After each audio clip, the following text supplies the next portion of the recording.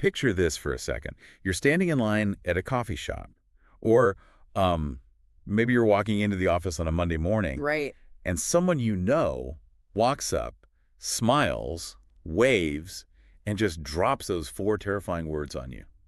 Hey, how are you? Which, I mean, fundamentally, that should be the easiest question in the world to answer. Logically, yes. It really Yeah. should be. I mean, you know plenty of English words. Yeah, absolutely. You spend hours studying the vocabulary. You actually understand the grammar rules. Uh-huh. And you might even read articles or watch movies in English without subtitles. Sure. But the very second that casual question just hangs in the air, your mind completely blanks. It is the classic deer in the headlights moment of language learning. Oh, totally. The translation engine in your brain just stalls out entirely, your heart rate spikes, and suddenly basic vocabulary feels like it's locked behind a vault. Yeah, and in that specific moment, you feel like you are literally the only person on Earth who suddenly forgot how to speak.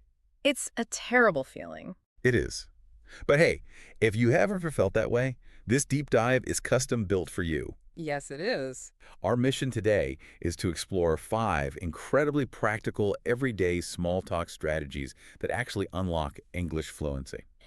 And crucially, they do it without requiring you to memorize difficult vocabulary or, use flawless grammar. Exactly. Because the beauty of the framework we are looking at today is that it focuses on mechanics rather than mastery. Right. It's really about taking the pressure off your internal translation engine so that conversations can just flow naturally. Yeah, and we are pulling today's insights from an English learning deep dive hosted by Vinod and Amelia. A really great source, by the way. Oh, fantastic. They put together this amazing roadmap for navigating these everyday interactions, and it's specifically geared toward beginner to intermediate learners. Which is such a tricky phase to navigate. It really is. Okay, let's unpack this because they start right out of the gate with the single biggest hurdle in casual conversation, the absolute dreaded one-word answer. Yes. It sounds like such a basic thing to avoid, right? You'd think so. But giving a one-word answer is actually the most common trap people fall into when they are nervous. Oh, I've done it. We've all done it. And it completely kills the momentum of an interaction. It does. Yeah. Let's look at a painfully relatable scenario here. Say someone asks you, how was your weekend? Okay. Classic small talk. Right. And internally, your brain is just panicking. You're trying to formulate this complex past tense sentence about, I don't know, going to the park, seeing a dog, and eating a sandwich. The cognitive pressure of all those variables is just too much. Way too much. So you don't want to make a mistake, right? You take the safest route possible and you just blurt out, good. And then comes the silence. Oh, the silence. Devastating, awkward silence. It is brutal. The conversation just hits a brick wall immediately. But why? Why does that one word shut things down so incredibly fast? Well, what's fascinating here is the underlying psychology of what just happened. When someone asks you a question like, how was your weekend? They aren't just requesting data from you.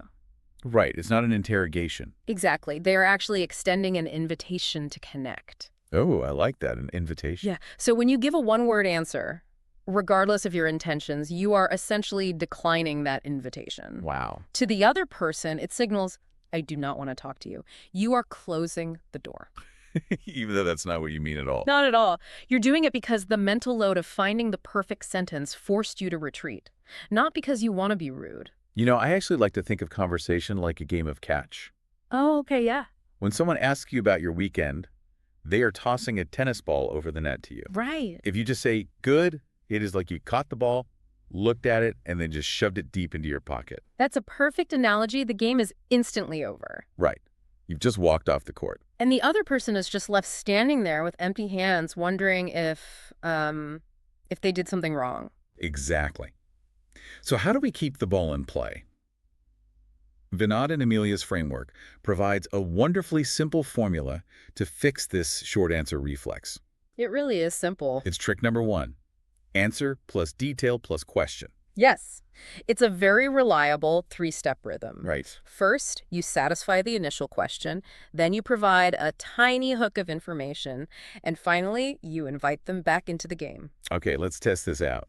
We take that terrible one-word answer, the good, and we run it through the formula. Let's do it. You say, it was really good, actually. I went to the park with some friends. How about you? Look at the shift in the dynamic there. It's totally different. Yeah. You answered the question directly. Then you added one incredibly simple detail. I went to the park. Right. And notice, you didn't need to explain the weather or name the friends or describe the food, just one simple fact. Fun facts. And then you pass the conversational turn back to them with, how about you? You toss the ball back over the net. Exactly. Now, the other person actually has something to work with. Right, they can catch that ball and say, oh, the park. That sounds nice. Did you have a picnic? Yes, you have provided them with conversational material, and you did it using the most basic English possible. And this works for the most mundane daily interactions, too. Like, if a coworker asks, how's your day going? The impulse is just to say, fine. Right, but if you apply the formula, you say, it's going pretty well. I had a busy morning, but it's slowing down now. How about your day? See? It keeps that game of catch going effortlessly. Okay, so we've established how to throw the ball back over the net. Yes, we have. But let's be real for a second. This naturally creates a brand new problem. Which is? Well, you toss the ball back, and what happens? They throw it back to you. Right. The conversation continues. Yeah. So what do you do when the other person starts speaking again? Especially if they are, a native speaker talking at 100 miles an hour or using slang you don't entirely recognize. Ah, yes. That is where the panic usually sets right back in. And it's where we move into the art of active listening. This involves the next two strategies from the source, using conversation extenders and asking easy follow-ups. So trick 2 and trick 3. The formula they give for handling this incoming information is listen plus react plus ask. Right. And I really want to dig into that middle part, the reaction, because it relies on these tiny short phrases to show interest. Yes. Things like, really? Oh, nice. No way. Or, that's interesting. Those are your conversation extenders. Okay, let me test this in a real-time scenario. Imagine I walk up to you and say, I just started a brand new job. Okay. If I'm nervously translating every word you just said, there's going to be a delay. Right, that awkward pause. But if I use an extender, I just react first. I say, oh, nice.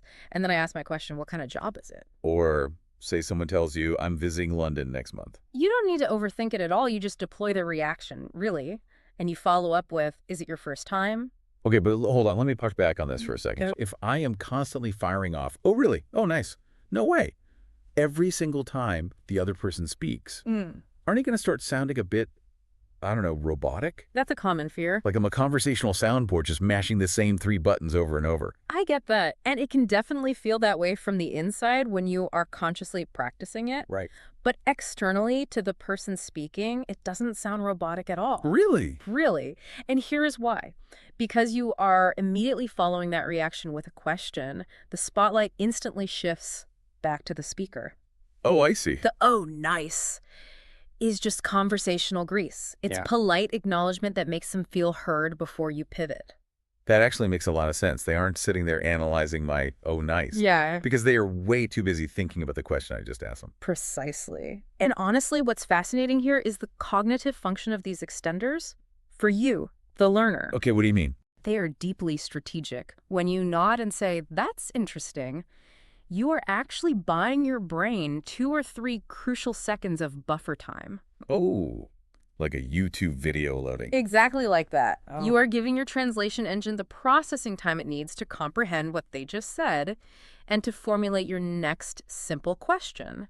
Wow. And you are doing it without letting an awkward silence fall over the interaction. It is literally a built-in buffer. It is. Which brings us to the next challenge, really. I bought myself 3 seconds of buffer time with an, oh, nice. Right. But what question do I actually ask? Right. Because formulating a complex question is just as terrifying as formulating a complex answer. Which is where trick number 3 comes in, the strategy of asking easy follow-up questions. Right. And there's a really profound point to internalize from Vinod and Amelia here.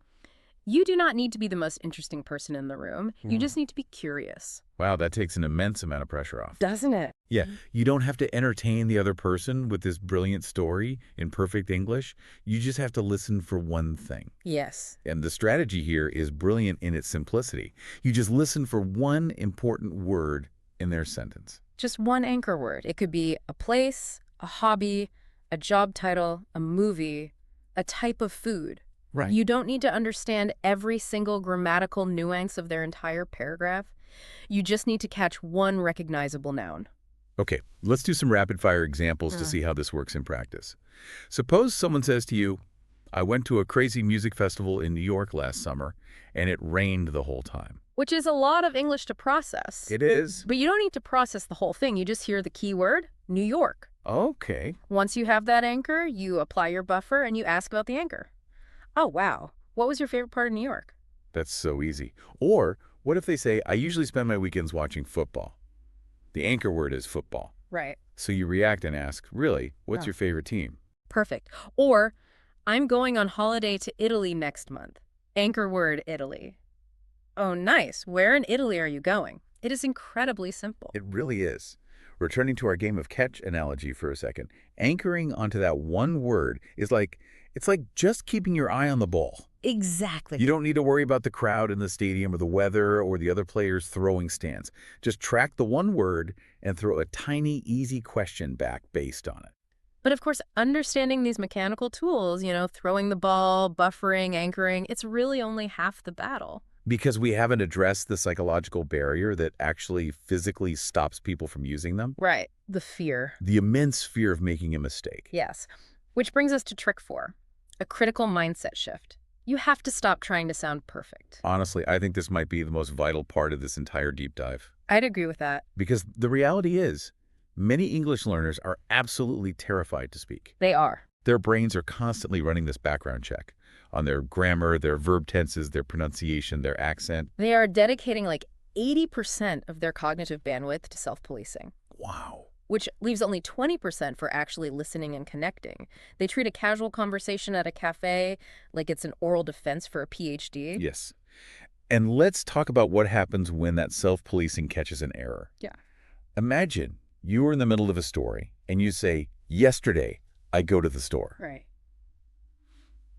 And immediately your brain's alarm bells just go off. Wait, yesterday. Past tense, I should have said went.